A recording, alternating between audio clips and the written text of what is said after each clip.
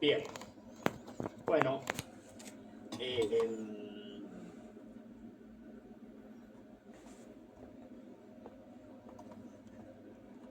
bueno, como les adelanté, em, comenzamos viendo dentro de estas teorías sobre los fines, fundamentos y finalidades de la pena o del castigo estatal.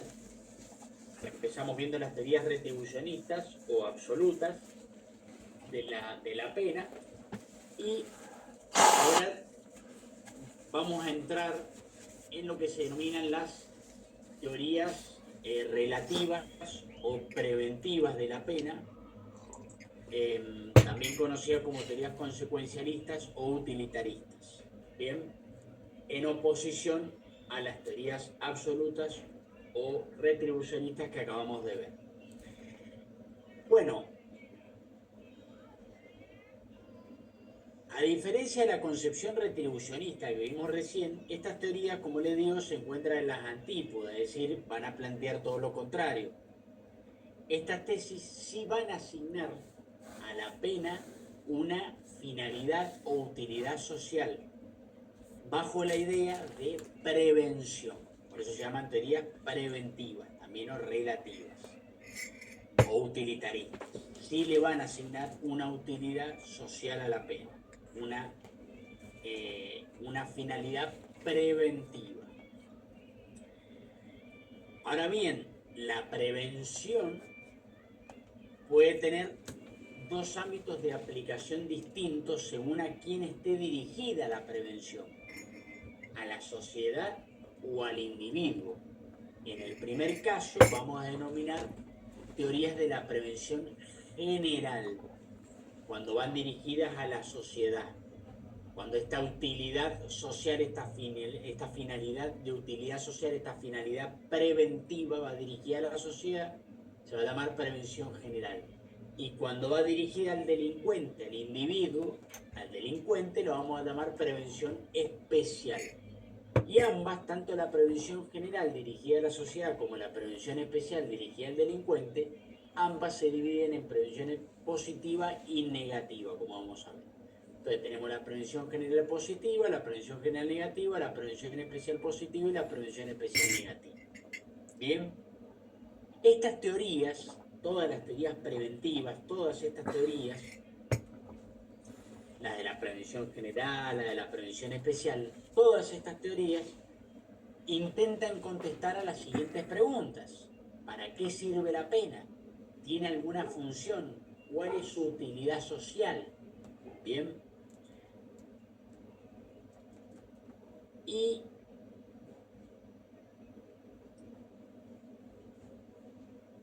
desde esta perspectiva,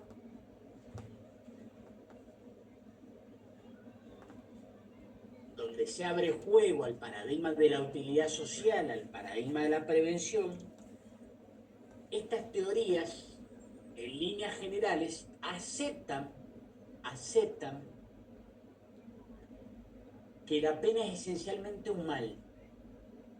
Pero mientras que las teorías absolutas o de la retribución que vimos recién parten en sentido estricto de esta justicia absoluta, de que la pena debe imponerse para realizar el valor de justicia, para, para restablecer el valor de justicia, para restablecer la voluntad general, el ordenamiento jurídico, sin que tengan que tomarse fines de utilidad social, las teorías de la prevención sí asignan a la pena la misión, la función, la finalidad de prevenir delitos, ¿sí? Como medio de protección de determinados intereses sociales. Esa es la gran diferencia y por eso se coloca en las antípodas. Una es un fin en sí mismo y la otra sí es utilizada como un medio para otro fin, para prevenir delitos. Tienen una finalidad o una utilidad social. Bien, y por eso estas teorías van a sostener que la pena queda legitimada solo si, siempre y cuando permita prevenir delitos, permita reducir las cifras de delincuencia. Por lo que sí, se trata de un mal necesario, dicen los sostenedores de estas teorías. Hay que castigar a unos pocos para el beneficio de la mayoría. De ahí que también se la conozcan como teoría utilitaristas. Imagínense que esto se coloca en las antípodas del pensamiento de Kant. Bien, ¿qué decía Kant? Bueno, como vimos recién, desde el concepto de dignidad humana que sostenía Kant como inherente a la persona y de la perspectiva de sus imperativos categóricos, pero principalmente del concepto de dignidad humana, por supuesto que estas teorías no tratan a la persona como un fin en sí mismo, sino que los tratan como un medio para lograr otros fines. Instrumentalizan a las personas para lograr fines de utilidad social. Fíjense lo que dicen. Sí, la pena es un mal. Hay que castigar a unos pocos para el beneficio de la mayoría. ¿Sí? Por eso se las denomina también teorías utilitaristas. Esto se coloca totalmente en las antípodas del pensamiento retributivo y del pensamiento de Kant, como ustedes pueden ver. Bueno, como les dije, dentro de estas teorías relativas, consecuencialistas, utilitaristas o de la prevención, de acuerdo al ámbito donde vaya dirigida la prevención, a quién esté dirigida la prevención, vamos a estar en presencia de la prevención general o de la prevención especial. Primero vamos a empezar a explicar la prevención general negativa.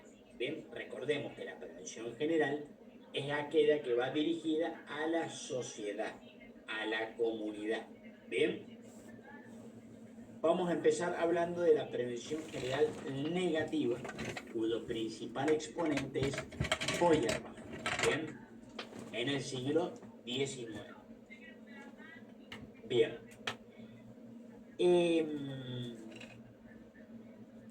líneas generales,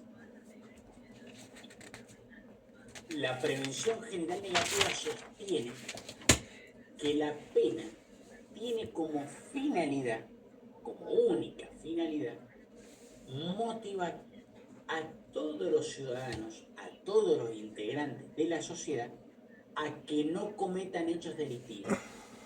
¿A través de qué? De la coacción psicológica que supone la pena. De manera que yo, en el Código Penal, lo que intento hacer a través de combinar una determinada conducta con una pena es enviar un mensaje, una coacción psicológica a la comunidad. Un mensaje dirigido a los ciudadanos, ¿para qué? Para coaccionarlos psicológicamente, para intimidarlos y que no cometan hechos delictivos. ¿Sí? Es decir, la prevención general se dirige anónimamente a todos los integrantes de una sociedad, ¿sí? Y se orienta hacia el futuro, es decir, tiene por finalidad la evitación de la comisión de futuros hechos delictivos por cualquier miembro del cuerpo social, ¿sí? Acá yo les he traído algunas reflexiones interesantes del mismo Feuerbach y también de Muñoz Conde y de Hassemer en torno a esta teoría. Fíjense lo que decía Feuerbach, el propio Feuerbach. El Estado no puede encadenar a los ciudadanos, en cambio sí puede imponerles cadenas psicológicas.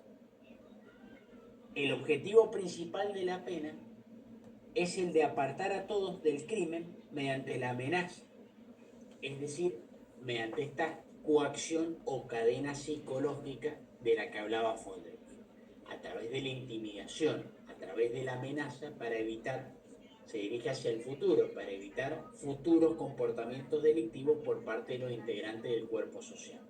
¿A través de qué? De la coacción psicológica que supone la pena. Fíjense lo que decía la reflexión de Hassemer y Muñoz Conde que les traje aquí, que se las paso a leer. Por más que pueda parecer un poco anticuada en sus presupuestos, la teoría de Feuerbach ha recibido nuevos impulsos con planteamientos derivados del psicoanálisis. El fundador del psicoanálisis, el psiquiatra austríaco Freud, señaló ya a principios del siglo XX que en alguna parte de la psiquis humana se forma desde la niñez un órgano de control que vigila las propias emociones y rige la conducta conforme a las exigencias del mundo circundante. A este órgano de control lo llamó superyo y le asigna la tarea de internalizar los mensajes provenientes del mundo exterior y convertirlos en determinantes de comportamiento. Entre estos mensajes determinantes de comportamiento humano que internaliza el superyo, se encuentra sin duda el castigo, la pena. Es decir, fíjense cómo Muñoz Conde y Hassemer entienden que la teoría de la prevención general negativa en su concepción originaria creada por Feuerbach tiene nuevos impulsos con planteamientos derivados del psicoanálisis, cómo lo vinculan con esta internalización de comportamientos humanos a través de lo que sucede en el mundo exterior, y una de esa internalización para el comportamiento humano sería la pena. Bien. Bueno, por supuesto que la teoría de Feuerbach de esta intimidación o coacción psicológica o amenaza de pena, esta función que tiene la pena de intimidar, de coaccionar psicológicamente a los integrantes de la sociedad, presupone necesariamente que exista un vínculo psicológico, una comunicación entre el mensaje de la pena, entre la norma penal y los ciudadanos. Si no, no tiene sentido esta teoría. Parte como presupuesto de que esta comunicación, de que este vínculo psicológico existe. Si yo no conozco la norma, difícilmente me pueda motivar en favor de ella, difícilmente me pueda coaccionar o intimidar psicológicamente, ¿no? Por eso, sostienen algunos autores que es aquí donde presenta el principal cuestionamiento a esta teoría. Porque es difícil de sostener esta vinculación psicológica en gran parte de la población, pues un número reducido de ciudadanos solamente conoce, ha leído efectivamente el Código Penal. Bien. Entonces, las reformulaciones, las versiones modernas o las reformulaciones modernas de esta teoría entienden que la vinculación entre la norma y los ciudadanos no tiene un carácter psicológico, no tiene un carácter empírico, sino que tiene un carácter normativo. Se parte de la base de que este diálogo, de que esta comunicación racional entre la norma y los ciudadanos existe desde un punto de vista normativo, aunque empíricamente no sea así, porque se presupone que todos deben conocer el Código Penal. Se parte de la ficción de que todos deben conocer el ordenamiento jurídico y las normas jurídico-penales. Y por lo tanto se presupone que este diálogo racional existe desde el punto de vista normativo, aunque empíricamente no sea así. Bien, pero obviamente que esta teoría presupone o necesita una vinculación o una comunicación o un diálogo entre la norma y los ciudadanos para que la norma cumpla la finalidad preventivo general, es decir, la finalidad de evitar futuros comportamientos delictivos, pues la norma, pues la pena, presupone una coacción o intimidación psicológica a los ciudadanos para que eviten en el futuro cometer hechos delictivos. Bien. Bueno, ¿cuáles son los peligros o los riesgos de una teoría de esta naturaleza? Ustedes ya podrán ir visualizándolo, ¿no?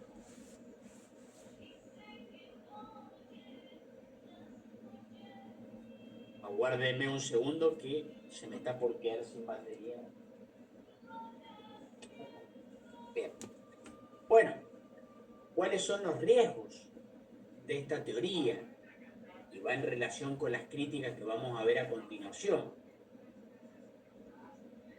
Los propios defensores de la prevención general negativa, en la actualidad, perciben los peligros, los riesgos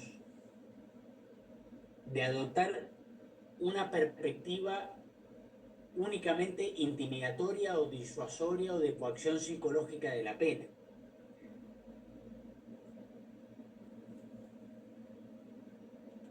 Por lo que ellos dicen, bueno, al lado, paralelamente a la función intimidatoria de la pena, de coacción psicológica, al lado de la finalidad preventivo general negativa de la pena,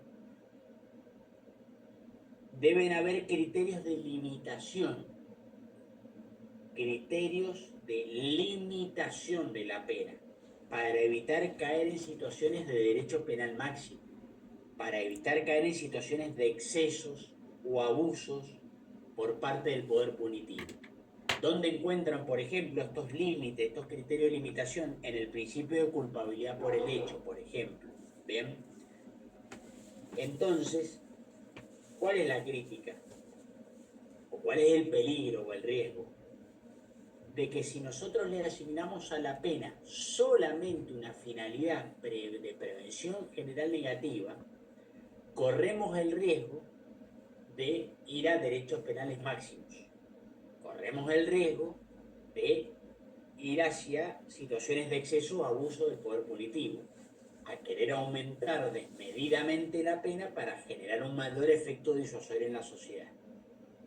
Por lo tanto, los partidarios de la teoría de la prevención general negativa en la actualidad reformulan y dicen, al lado de la intimidación o coacción psicológica, es decir, al lado de la prevención general negativa, tienen que haber criterios de limitación, como por ejemplo el principio de culpabilidad por el hecho. Bien, de manera que a la hora de combinar una conducta con una pena, tiene que estar limitado. Si me baso solamente en criterios de prevención general negativa, me puede llevar a penas excesivamente altas y desproporcionadas e incompatibles con un modelo de un Estado de Derecho. De manera que tiene que tener un límite, no todo vale. No en aras de la prevención de futuros comportamientos delictivos puedo colocar penas totalmente inhumanas, crueles, degradantes, desproporcionadas e inconstitucionales. Y colocan paralelamente criterios de limitación como el principio de culpabilidad por el hecho. ¿Bien? De allí las críticas que vamos a ver ahora, como por ejemplo la de Bacigalupo. Miren lo que dice Bacigalupo. Si se parte de la prevención general como fundamento de la pena, la proporcionalidad estará determinada por la lógica de esta concepción y la pena deberá ser mayor cuanto más pronunciada sea el impulso delictivo que se supone en los autores potenciales, es decir, en el público en general. La compatibilidad de este punto de vista con la dignidad de la persona se pone en duda desde Kant. Por ese motivo, quienes dan cabida a la prevención general no dejan de reclamar una proporcionalidad con el hecho cometido, que deberá referirse necesariamente a un criterio ajeno a la prevención general misma. Miren lo que dice Ferrayol. Las doctrinas de la prevención general negativa, al menos en los términos en que suelen ser formuladas, resultan sin embargo idóneas para fundamentar modelos de derecho penal máximo.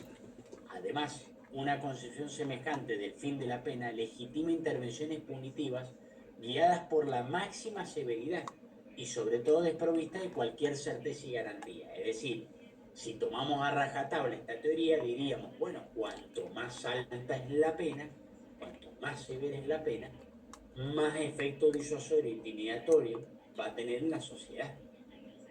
Y por lo tanto, más eficaz va a ser. Todo lo contrario a lo que vimos el lunes que decía, hace 250 años Beccaria, ¿no? No por ser más altas o severas las penas, son más eficaces. ¿Qué dice Roxy? La prevención general no incluye ninguna medida de delimitación de la duración de la pena, es lo que veníamos hablando, que no tiene ningún criterio de limitación.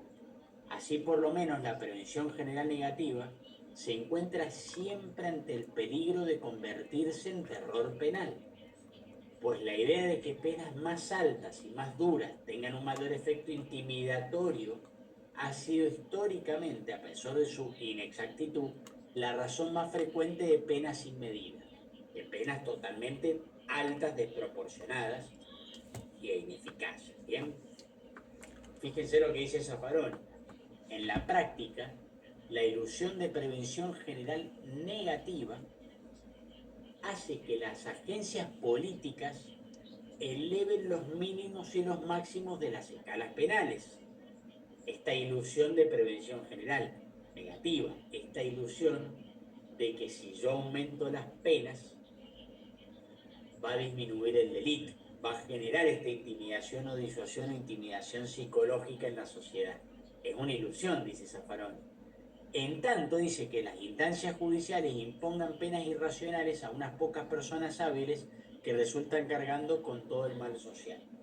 Es decir, lo que dice Zaffaroni es que la prevención general negativa no solamente funciona en la etapa de tipificación de la conducta por parte del legislador, combinando determinadas conductas, por ejemplo el femicidio, o feminicidio, colocándole una pena extremadamente alta, creando la ilusión en la sociedad de que esta pena alta va a disminuir la tasa de femicidios.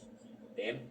Sino que también dice que la prevención general negativa no solamente funciona en la etapa de tipificación que hace el legislador, cuando aumenta penas, cuando combina con pena una determinada conducta, sino que también funciona en las instancias judiciales, cuando los jueces imponen penas irracionales, excesivamente altas, justamente para enviar un mensaje a la sociedad,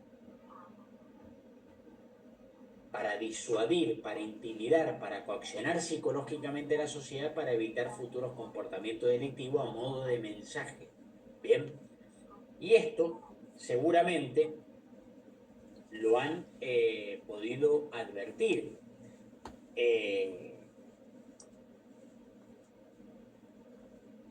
Tanto desde la perspectiva político-criminal como en un proceso penal determinado. ¿No les parece que ante hechos delictivos de enorme repercusión social y mediática, la dirigencia política realiza reformas penales para darle una respuesta mágica e inmediata a la sociedad? Es un derecho penal simbólico, claramente, que no soluciona nada, basándose en criterios de prevención general negativa, por ejemplo, como ha sucedido en nuestros países con el femicidio o feminicidio.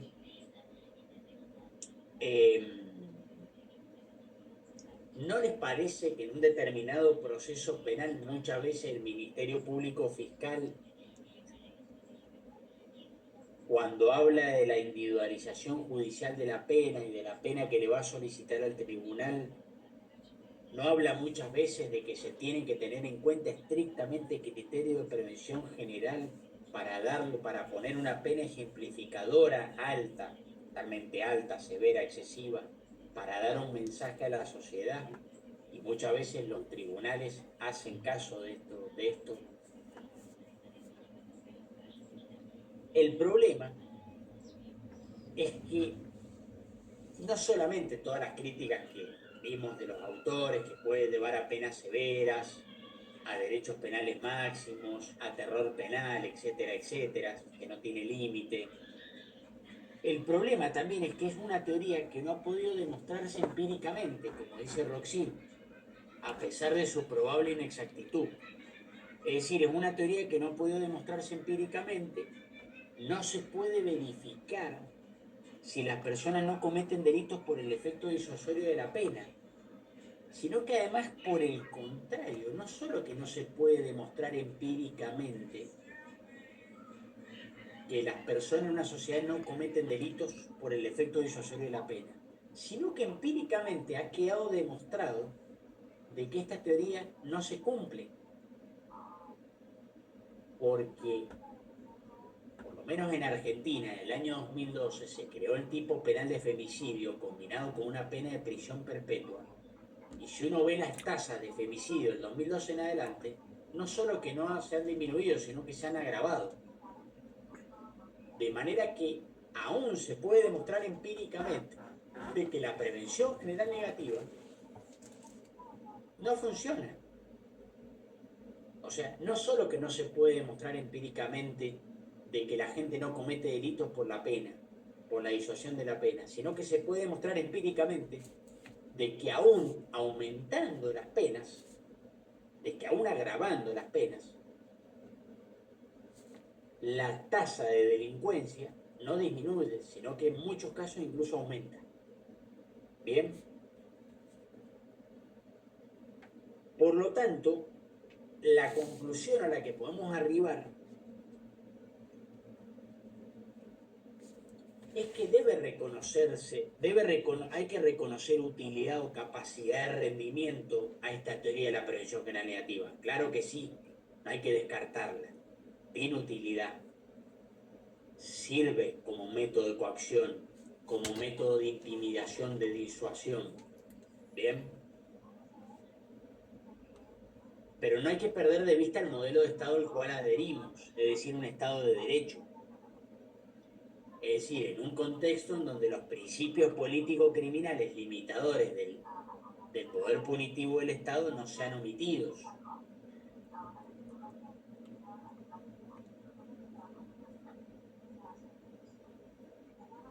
Y como dicen los sostenedores de estas teorías en la actualidad,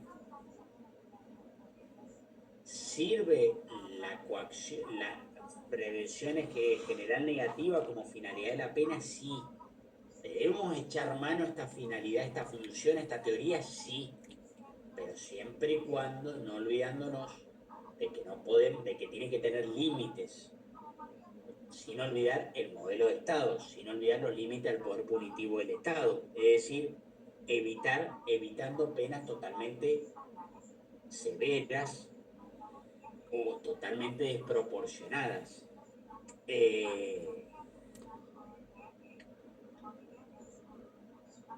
Y acá aparece el principio de culpabilidad por el hecho para poner un límite o poner un tope a la prevención general negativa. Es decir, no se pueden poner penas que vayan por encima de la culpabilidad o de la proporcionalidad con el hecho cometido. Y acá aparece un poco la retribución, la proporcionalidad. Ya lo vamos a ver con la teoría dialéctica de Roxin mañana, que aparece esta combinación de distintas teorías. ¿Bien?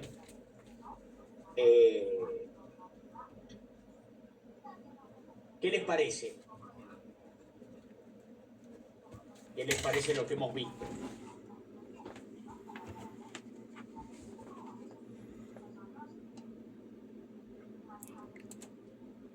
Hola doctor, ¿se me escucha? Sí, lo escucho. ¿Qué opinan? ¿Qué pasa en Bolivia? ¿Qué pasa con esto que estamos hablando? ¿Qué pasa con el legislador en Bolivia? ¿Qué pasa en un proceso penal? ¿Qué pasa con los roles del Ministerio Público? ¿Qué opinan de esta teoría tan usada, tan acudida y tan cuestionada también? Bueno, en Bolivia más que todo se puede verificar en el tema de la prevención. Mire, les pido un favor, se escucha un poco no sé si como si estuviese muy encima del micrófono, no sé si se puede alejar un poco. Hola, hola, ¿ahí se me escucha? Sí, le escucho mejor. En Bolivia lo que se puede verificar, sobre todo en este tema de la teoría de la prevención, bueno, y además asociando con la clase de ayer, ¿no? Sobre el tema de que el Estado es el que crea, digamos, lo que es un delito, digamos, lo que estaba indicando sobre uno de los autores. Aquí se puede verificar que también existe lo que es el beneficio, digamos, a las clases altas, como también el juzgador, digamos, que sería el Ministerio Público con el juzgado, eh, delimitan, digamos, las clases sociales aquí, porque yo le puedo decir, digamos, a viva voz, digamos, o a experiencia, que tuve un cliente que fue ya imputado por el robo de un champú, ¿ya? Y en el tema de, y se ve eso en las noticias en Bolivia, había un robo millonario en el tema del banco fácil que se ha robado, hay pruebas y todo. Y todas esas personas están libres, digamos, por millones que se han robado. Pero sin embargo, una persona que se ha robado un champú ya está pasando a una etapa preparatoria y además a la misma vez de investigación solamente por este robo de un champú.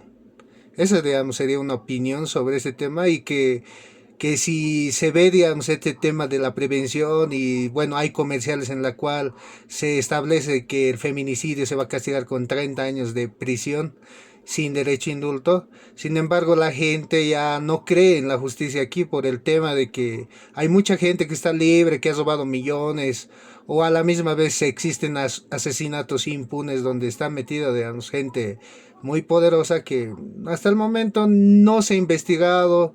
Dentro de este robo del banco también ha muerto gente, entonces no, Ministerio Público no alza la mano en ese tema, pero claro, para, digamos, procesar a personas que han robado un champú, ya directamente alzan la mano y quieren demostrar que tienen el poder y el Estado, digamos. Eso es, digamos, una opinión que podría vertir sobre esto. Muchas gracias Luis por su observación. Eh, sí, coincido con el panorama que plantea. En Argentina se da una situación muy similar en algunos aspectos. Eh, ha levantado la mano, sí. Joan. Doctor, ¿cómo está? Muy buenas noches. Yo un poquito difiero en cuanto a lo que dice el compañero sobre respecto al tema del robo. Sin embargo, comparto el tema del feminicidio, que es uno de los grandes argumentos en los cuales se puede ver esta teoría, ¿no? Dentro del tema en la legislación y ordenamiento jurídico boliviano, creo que al igual que en Argentina, se ha tipificado la figura del feminicidio con la finalidad de prevenir y evitar que sigan ampliándose los delitos contra la mujer, que se siga atentando contra la vida de la mujer. Sin embargo, se ha visto que esta teoría, lo siento por cómo lo voy a expresar, doctor, pero para mí esta teoría no sirve porque básicamente se ha buscado penalizar, dar unas penas máximas al delito de feminicidio, por ejemplo, y vemos cada año con las nuevas encuestas que salen por parte del Ministerio Público, por parte del juzgado, que cada vez las tasas de feminicidio van creciendo en vez de decrecer. Y ese es el tema, por ejemplo, o sea, en ese tema podemos ver que esta teoría de la prevención no sirve porque de alguna manera la finalidad es evitar que se cometan los delitos, coaccionando psicológicamente a la población, dándoles penas fuertes de privación de libertad. Sin embargo, el ejemplo más claro es ese, como bien lo expresaba usted, tanto en Argentina como aquí en Bolivia, la figura del feminicidio, que en vez de ver una minimización o incluso la abolición de estos delitos de feminicidio, delitos contra las mujeres, estos más bien van creciendo en la población boliviana actualmente, ¿no? Bien, entiendo. O sea que usted entiende que ha fracasado esta teoría de la prevención general negativa en la práctica. Sí, doctor, porque el punto más lógico de partida que tenemos a lo que veo tanto en la legislación argentina como en la boliviana es el tema del feminicidio, ya que se buscaba frenar la violencia contra la mujer, pero sin embargo, esta con las encuestas que salen año tras año va más bien creciendo. Creo que actualmente en Bolivia, a lo que va del año, ya llevamos registrados como 13, 14 casos de feminicidio que llegan a ser más amplios de lo que eran el año pasado para estas fechas. Bien, bien. Sí, sí, en Argentina ha pasado algo muy similar. Bueno, muchas gracias por su aporte. Tiene levantado la mano Pablo Cueto. Sí, doctor, muchas gracias. Bueno, yo lo relacionaría un poco con lo que es esta teoría con el punitivismo penal, ¿no? Que trata sobre incrementar las penas, tipificar más conductas y demás.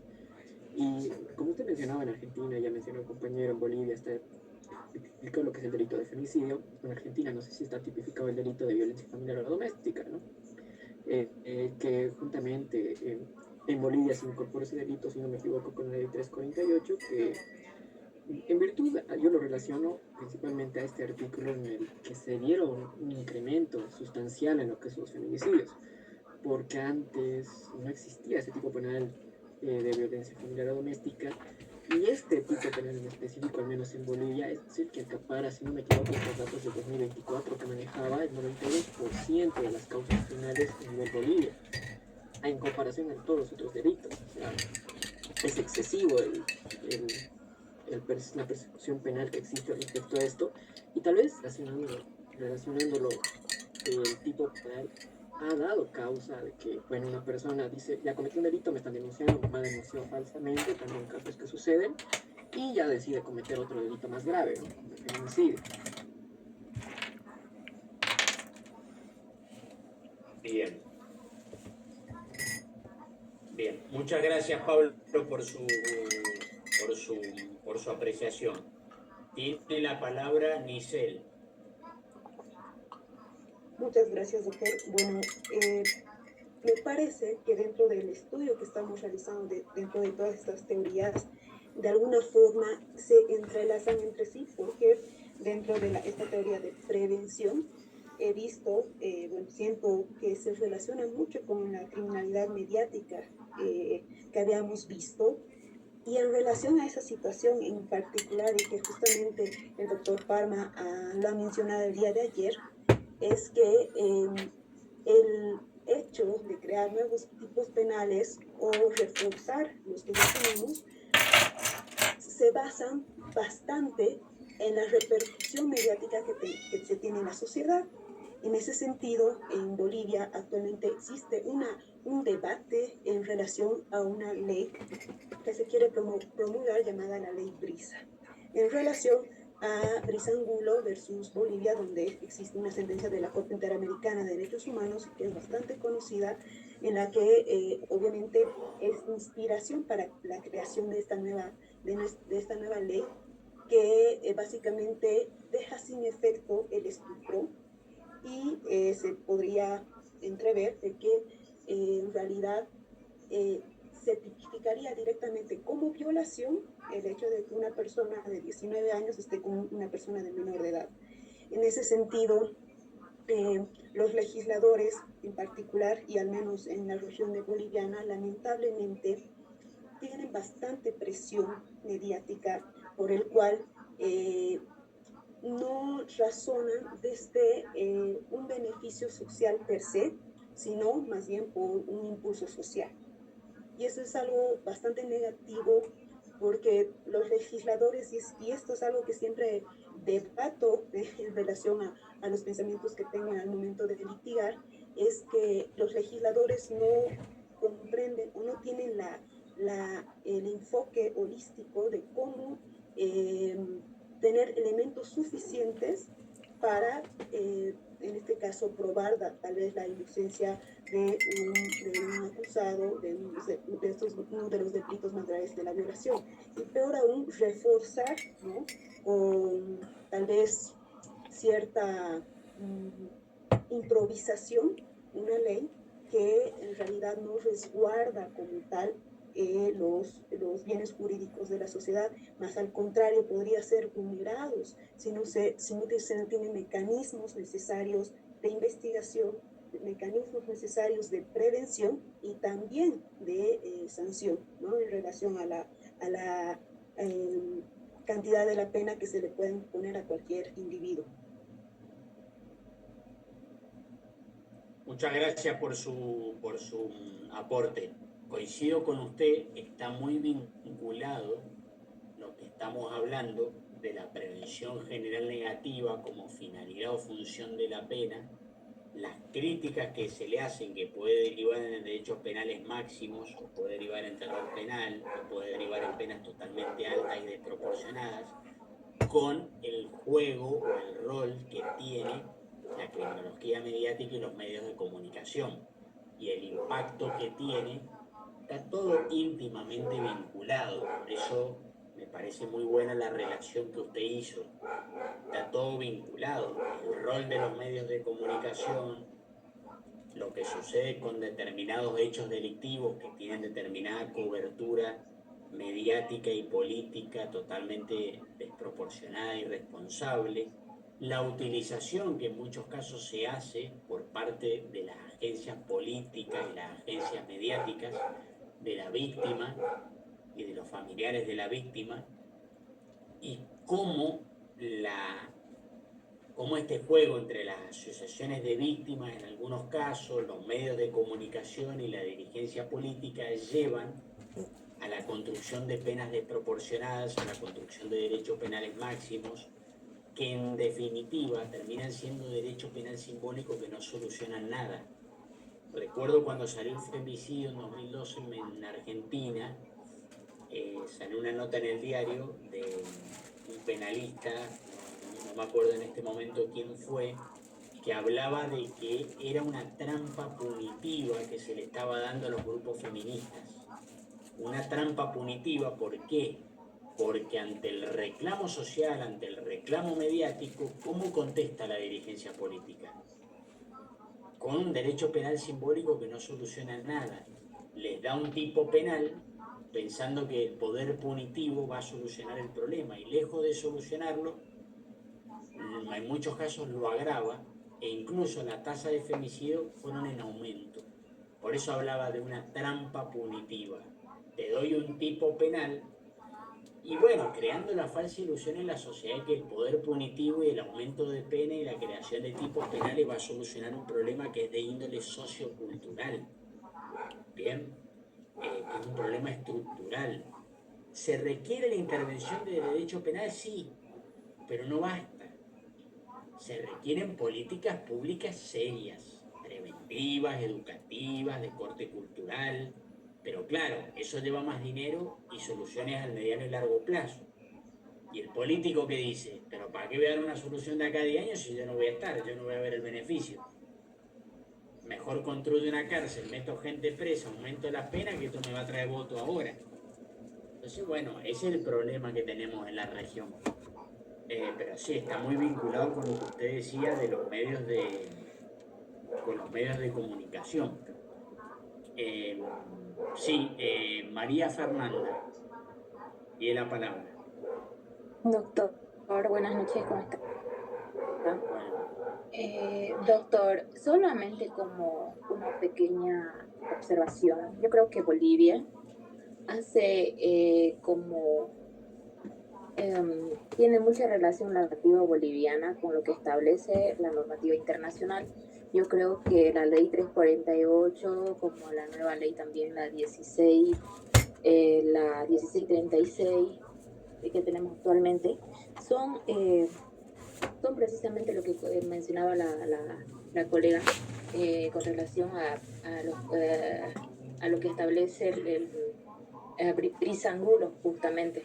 Entonces acá más que todo se está promocionando realizar siempre el beneficio de las mujeres, y más que todo que tiene que ser con perspectiva de género, etcétera. Pero no es un problema, creo yo, de Bolivia, sino que, como usted bien lo mencionaba, es un problema global. Creo que todavía no hay una política que pueda luchar contra esta problemática, ¿no?, que tenemos en la región. bien. Muchas gracias, María Fernanda, por su aporte. ¿Qué opinan de lo que está pasando, de la realidad de su país, en Bolivia, sobre cómo juega la prevención general? Vamos específicamente, ¿cómo juega en el legislador? ¿Ustedes creen que los legisladores en Bolivia legislan en materia penal con base en esta teoría? Y la otra pregunta es, ¿creen que en un proceso penal determinado el Ministerio Público Fiscal o los jueces piden o colocan penas teniendo en cuenta específicamente criterios de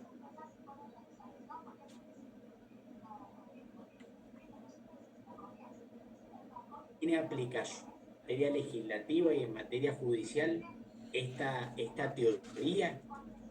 Sí, Lorenzo.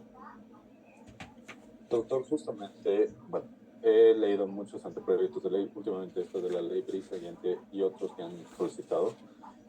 justamente muchos anteproyectos de ley los legisladores no observan, no utilizan mucho este criterio de la prevención negativa, puesto que más se basan en jurisprudencias, más se basan en cuestiones meramente políticas, llegaría incluso a decirlo de manera muy vaga por el movimiento político que en ese momento esté suscitando.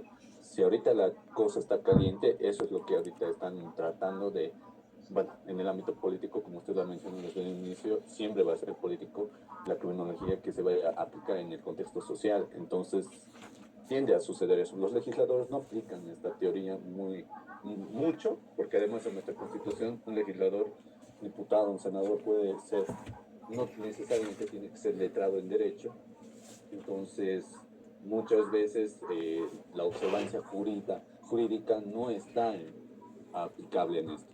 Por otra parte, en el ámbito jurídico y procesal, yo, desde el ámbito litigante, también he observado esta inobservancia por parte del Ministerio Público y del juzgador, porque de igual manera la intromisión del control social o de la misma protesta que puede realizarse por los familiares, por un caso emblemático, llega a afectar mucho, no solamente a la aplicación de esta teoría, porque si bien el juez es imparcial, más allá de la intervención social, este mismo debe explicarlo, pero yo he trabajado en estados judiciales, muchos de los juzgadores tienen un criterio incluso en delitos de feminicidio, violencia familiar y que se llama violación del razonamiento.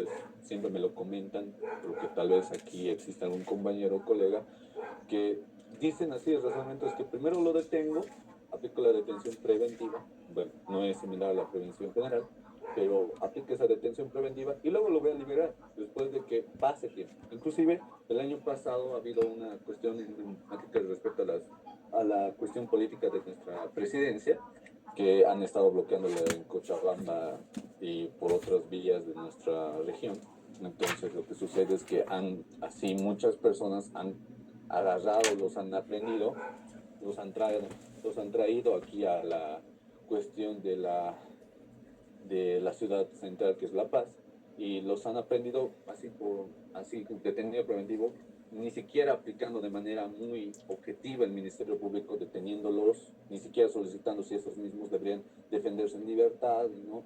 O sea, lo aplican incluso de manera anticipada la detención preventiva y en consecuencia no los han liberado, ni mucho menos tienen que defenderlos para aplicar criterios de oportunidad reglada para que puedan ser liberados por una suspensión condicional de la pena. Entonces, en conclusión, de mi parte, es que la teoría de prevención general sí tratan de aplicar máximas penas, pero estas máximas penas tienden mucho a afectar la libertad en sí y no son aplicables bajo un criterio de estudio, de vida, del debido proceso, también desde el ámbito constitucional.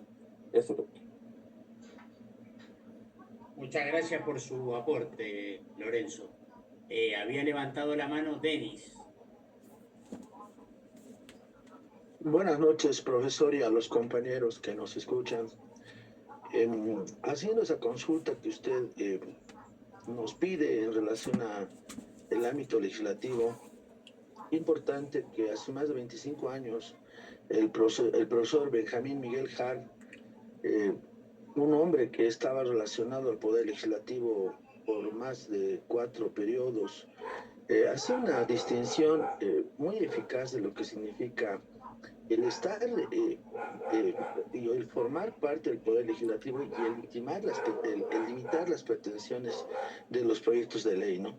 Él lo que mencionaba en las clases que impartía era que no es posible que los legisladores utilicen la casuística, es decir, los casos relevantes de la sociedad, aquellos que evidentemente causan mucho dolor, mucha devastación en la colectividad, en el criterio colectivo. Y eso es lo que refería, ¿no? El peligro de que empecemos a legislar de manera muy drástica y ampliar los periodos punitivos máximos en relación precisamente a utilizar el dolor del pueblo, la satisfacción de la víctima como referentes de la aplicación de las penas. Y hoy por hoy no estamos tal vez ante una casuística relevante, es decir, el caso en sí no es tan importante como lo que buscan los políticos y lo que buscan muchas veces los sectores específicamente relacionados con la aplicación o la formulación de algún proyecto de ley. Esto ha sucedido mucho en Bolivia y ha sido un impulso, por ejemplo, en el tema de la ley eh, que sanciona el feminicidio. Se han levantado y se han estructurado grupos sociales de defensa de las mujeres. Hoy por hoy está sucediendo algo muy significativo en relación a que ya también existen sectores que defienden a los varones que son denunciados de manera falsa. Y claro, esto nos lleva a hacer un análisis de la prevención general negativa. Cuán importante es el ejemplo en relación a los medios de comunicación y la facultad que tiene el individuo de repeler precisamente esa sanción, que creo que es lo que más nos interesa en la tratativa de esta prevención. Y lo que yo quería mencionar es pues que, así como usted ha referido, hoy nos encontramos en Bolivia en la transición de por lo menos tres formas de gobierno que lo que están haciendo es pretender engrosar las cárceles, aplicar sanciones, y este último periodo de gobierno, por ejemplo, ha hecho tratativas o está haciendo tratativas a nivel del ámbito preventivo con uno de los grupos más importantes a nivel multinacional o uno de los gobiernos más importantes a nivel multinacional que ha enmarcado muchas transformaciones en el ámbito de aplicación de las penas, que es el periodo del presidente Bukele, ¿no? Es decir, la sanción respecto al amedrentamiento y la limitación total de los derechos humanos que, visto en el sentido de sus declaraciones, no es simplemente la ley del talión, es decir, ojo por ojo, diente por diente.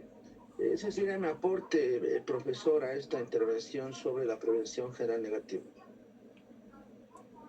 Muchas gracias, Denis, por su aporte. Muy interesante su observación. ¿Alguien más quiere hacer algún aporte sobre la teoría de la retribución, la teoría de la prevención general negativa, su aplicación o si se verifica en la práctica boliviana, a nivel legislativo, a nivel judicial?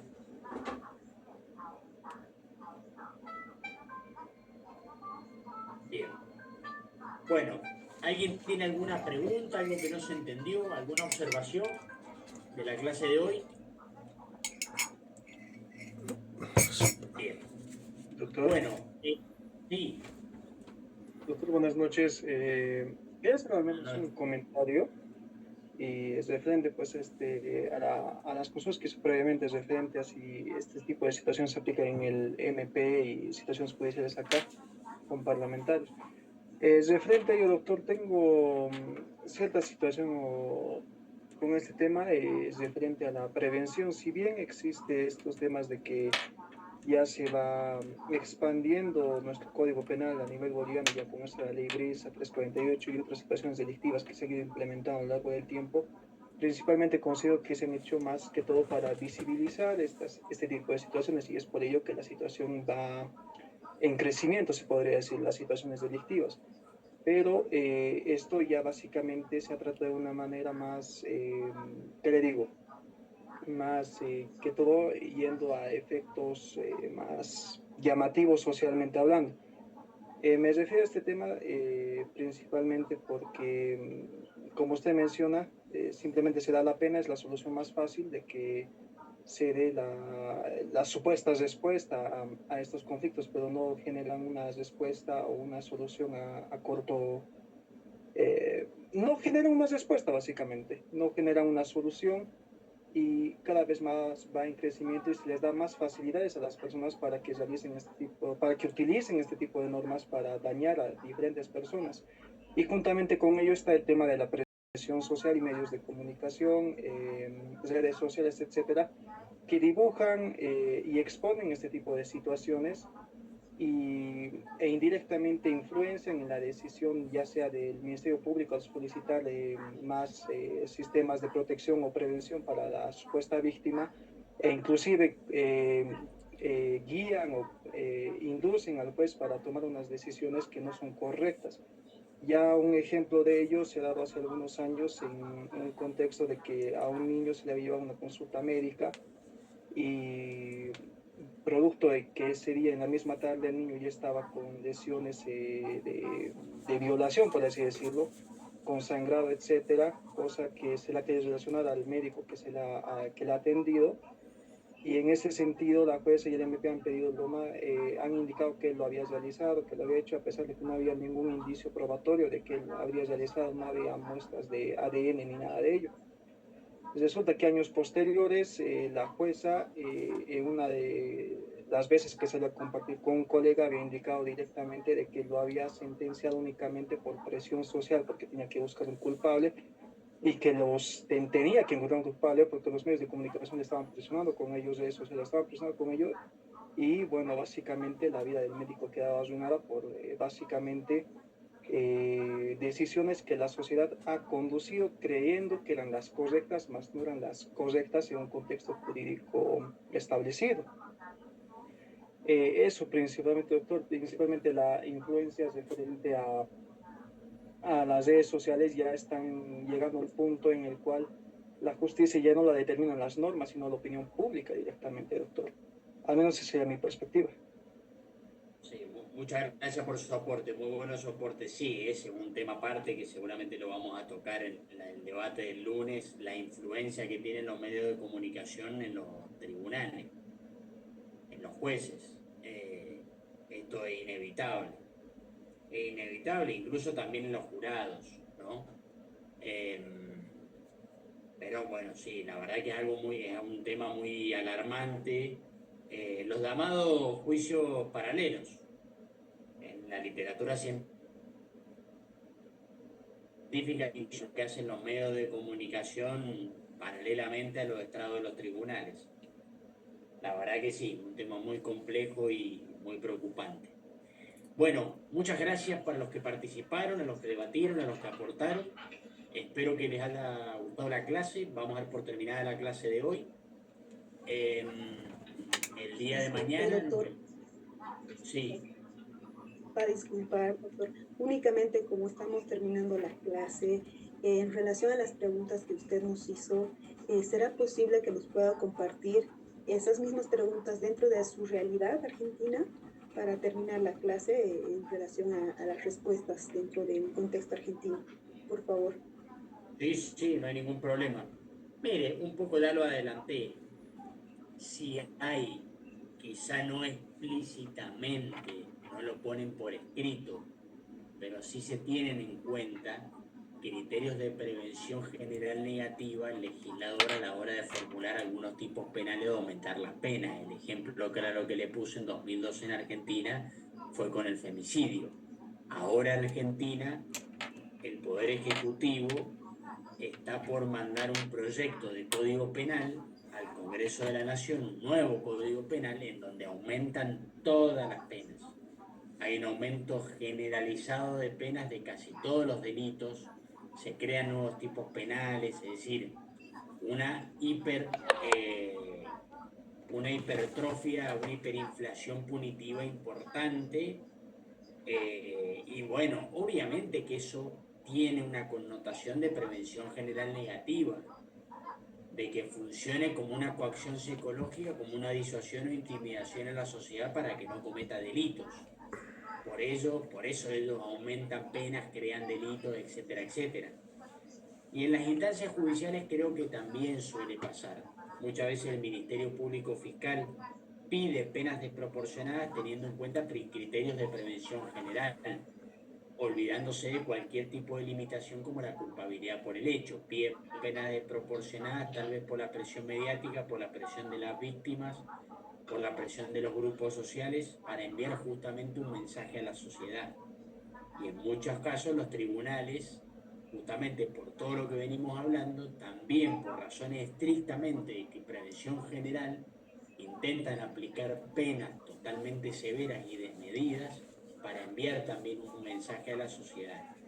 Así que sí, creo que en muchas ocasiones en las instancias legislativas y en las instancias judiciales sí se tienen en cuenta criterios de prevención general negativa sin ningún tipo de limitación como el principio de culpabilidad por el hecho. No sé si respondí a su pregunta. Sí, doctor, muchísimas gracias. No, por nada. Bueno, que tengan buenas noches, que tengan buena cena. Nos vemos mañana, puntual, por favor. Mañana tenemos la última clase teórica. Vamos a continuar con las teorías de la pena. Así que nos vemos mañana a las 19 horas. Doctor, buenas noches. Muchas gracias, doctor. Buenas noches. Buenas noches, doctor. Buenas Hasta luego. noches. Buenas noches.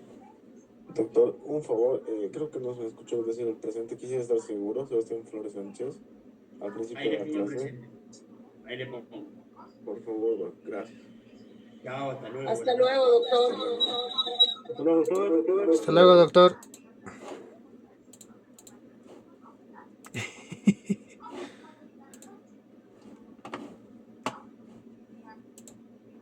Pugliese.